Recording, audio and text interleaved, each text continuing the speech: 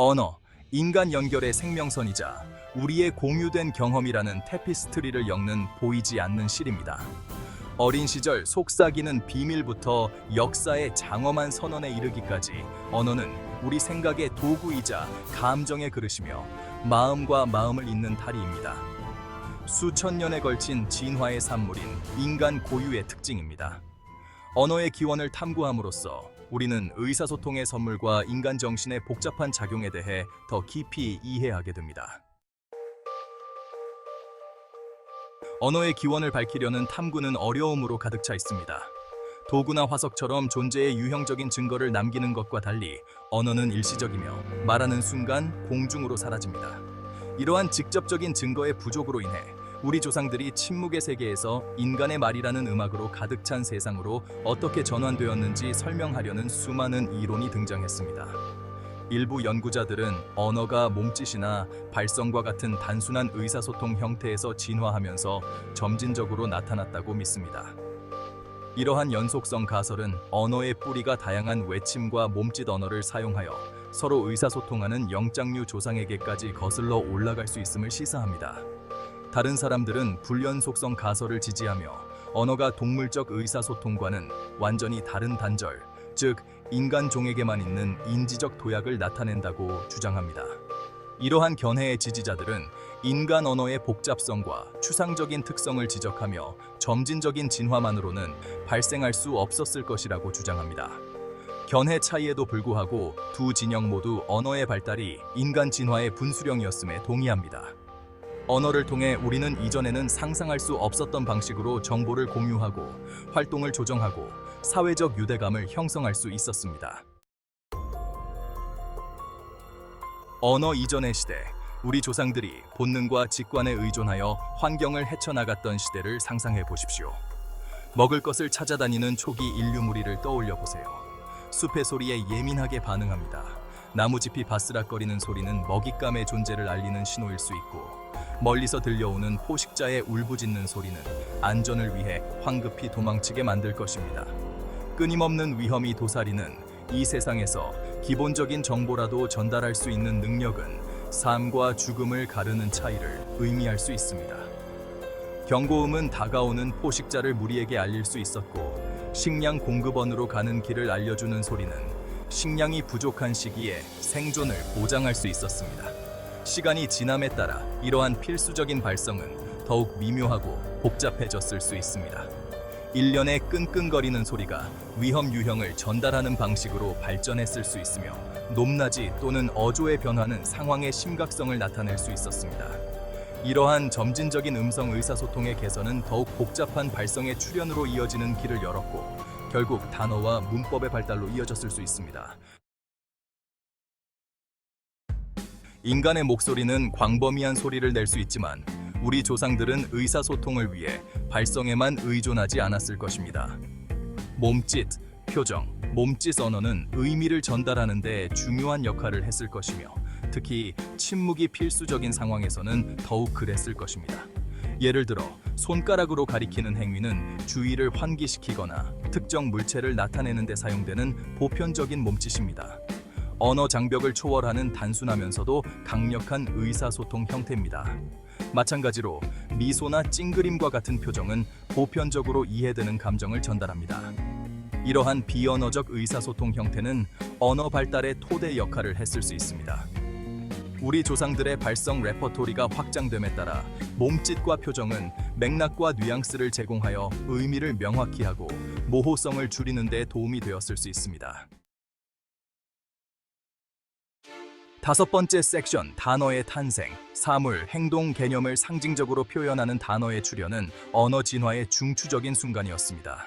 그렇다면 우리 조상들은 어떻게 단순한 발성과 몸짓에서 의미 있는 소리 체계로 도약할 수 있었을까요?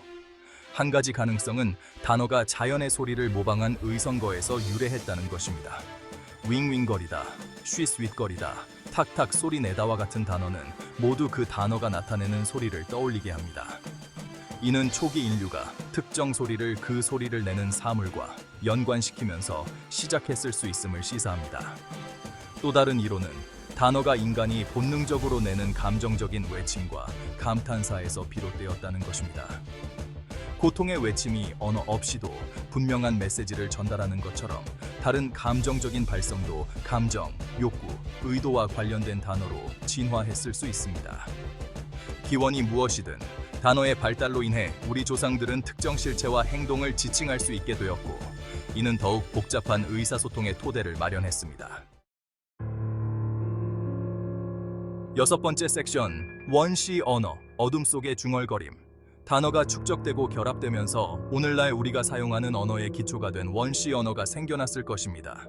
이러한 초기 형태의 언어는 문법적 복잡성이 제한적이었고, 현대 언어의 특징인 복잡한 규칙과 구조가 부족했을 것입니다. 어순이 유동적이고 문법적 관계가 맥락과 억양을 통해 전달되는 원시 언어를 상상해 보세요. 사람 사냥 사슴과 같은 간단한 문장은 각 단어에 어떤 강세를 두느냐에 따라 다양한 의미를 전달할 수 있었을 것입니다. 단순함에도 불구하고 이러한 원시 언어는 인간 의사소통에 상당한 진보를 나타냅니다. 원시 언어를 통해 과거와 미래에 대한 정보를 공유하고 사냥 무리를 조직하고 세대를 거쳐 지식을 전수할 수 있었습니다. 7번째 섹션, 언어의 대붕이. 시간이 흐르면서 인구가 이동하고 전 세계로 퍼져나가면서 언어도 함께 퍼져나갔습니다. 지리적 고립과 문화적 차이는 원시 언어의 다양화로 이어졌고, 그 결과 독특한 어족이 생겨났습니다. 나무의 가지가 공통된 줄기에서 갈라져 나오듯 오늘날 우리가 사용하는 언어도 공통된 언어 조상에서 진화했습니다. 언어학자들은 언어 간의 유사점과 차이점을 추적하여 이러한 고대 관계를 재구성하여 공통조상을 기반으로 언어를 어족으로 분류할 수 있었습니다. 예를 들어 인도 유럽 어족에는 영어, 스페인어, 힌디어, 러시아어 등 다양한 언어가 포함되어 있으며, 이 모든 언어는 수천 년 전에 사용되었던 공통조상에서 유래했습니다. 마찬가지로 중국 티베트어족에는 표준 중국어, 티베트어, 버마어와 같은 언어가 포함됩니다. 이러한 언어적 다양성은 새로운 환경과 문화적 영향에 대응하여 진화하고 변화하는 언어의 적응력을 보여주는 증거입니다. 8번째 섹션, 오늘날의 언어 소리의 테피스트리. 오늘날 세계에는 7,000개가 넘는 언어가 있으며 각 언어는 화자의 문화와 역사를 고유하게 반영합니다. 동남아시아의 성조 언어부터 남아프리카의 흡차금에 이르기까지 인간 언어의 다양성은 인간의 창의성과 적응력을 보여주는 증거입니다. 하지만 그러한 차이점에도 불구하고 모든 언어는 특정 기본 특징을 공유합니다. 모든 언어는 의미를 전달하기 위해 소리와 기호 체계를 사용하며 단어를 결합하여 구와 문장을 만드는 방법을 규정하는 일련의 규칙인 문법을 가지고 있습니다. 이러한 다양성 속에 내재된 통일성은 인간 언어를 지배하는 보편적인 원리가 존재함을 시사하며 아마도 우리 종의 공유된 인지 구조를 반영하는 것일 수 있습니다. 9번째 섹션, 언어의 미래, 끝없는 여정. 미래를 내다볼 때 한 가지 확실한 것은 언어는 계속 진화할 것이라는 점입니다. 새로운 단어가 등장하고 문법 구조가 바뀌고 언어는 계속해서 모이고 갈라질 것입니다. 디지털 커뮤니케이션의 부상은 이미 우리가 언어를 사용하는 방식에 지대한 영향을 미쳤으며, 이모티콘, 속어, 인터넷 약어가 점점 더 보편화되고 있습니다. 이러한 변화가 언어적 다양성을 더욱 증가시킬지 아니면 소수의 세계 언어로 수렴될지는 두고 봐야 할 일입니다. 그러나 한 가지 확실한 것은 언어의 여정은 끝이 없는 여정이며 인간 정신의 무한한 창의성과 적응력을 보여주는 증거라는 것입니다.